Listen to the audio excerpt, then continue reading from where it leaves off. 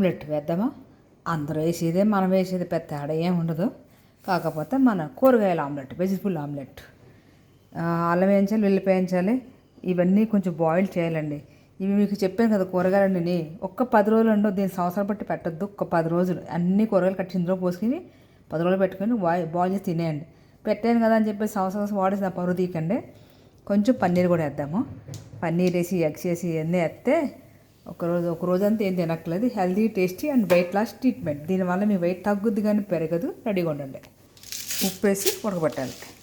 Ready చేసా butter, paneer, ఉడకబెట్టిన vegetables, అల్లం, వెల్లుల్లిపాయ, ఎగ్స్.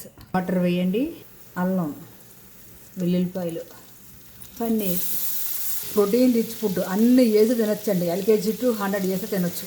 ఉప్పు, చిల్లీ ఫ్లేక్స్ వేయాలి, కారం వేస్తున్నా, పసుపు, ఉడకబెట్టిన కూరగాయలు, నాటు ఎగ్స్ వేసేయండి. మీరు తినగలను అనుకుంటే ఇలా హాఫ్ బాయిల్ తినేయండి, లేకపోతే ఫుల్ బాయిల్ చేసుకోండి, మీ ఇష్టం. నా వాళ్ళు అయితే కాదు కదండి బాబోయ్. కొంచెం జీలకర్ర పొడి అరుగుదల బాగుంటుంది. కొంచెం పెప్పర్ ఇది కూడా అరుగుదల బాగుంటుంది. అంతే, రెడీ అండి. కట్టేసాను, తినేయటం ready. Egg, paneer, vegetable omelette. Super.